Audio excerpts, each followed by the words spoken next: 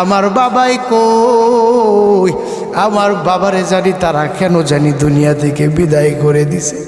বাবা আমার কই, মেয়েটা কান্না করে বাবা আমার নাই।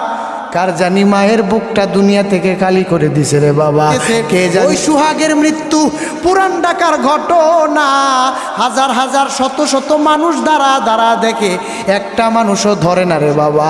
ছেলের চোখের পানি, মেয়ের চোখের পানি, ছেলেটা পর্যন্ত কান্না করতেছে, মেয়েটা পর্যন্ত কান্না করতেছে।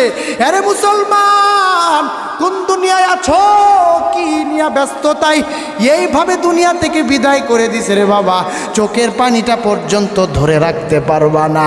ওই গতকালকে পুরান ঢাকার ঘটনার দিকে একটু তাকা দেখো রে বাবা, চোখের পানি ধরিয়া রাখতে পারবি না, এমনভাবে ছেলেটারে দুনিয়া থেকে বিদায় করে দিছে।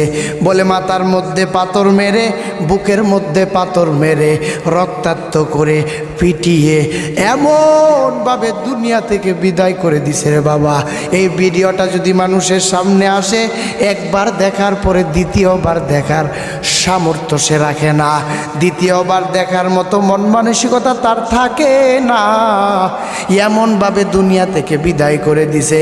তার একটা ছেলে এমন ফুটফুটে সুন্দর, দেখলাম সাংবাদিকের সাক্ষাৎকারের মধ্যে বলতেছে, আরে মুসলমান, কবে মানুষ হইবা?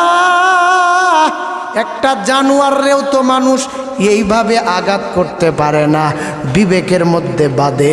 আর একজন মানুষ হইয়া মানুষকে কেমনে এরকমভাবে মারতে পারলা?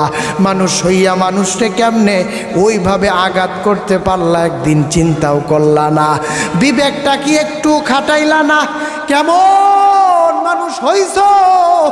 আইয়ামে জাহালিয়াতের যুগের মতো এমন নির্মম হত্যা জমিনের মধ্যে করে ফেলছে রে বাবা।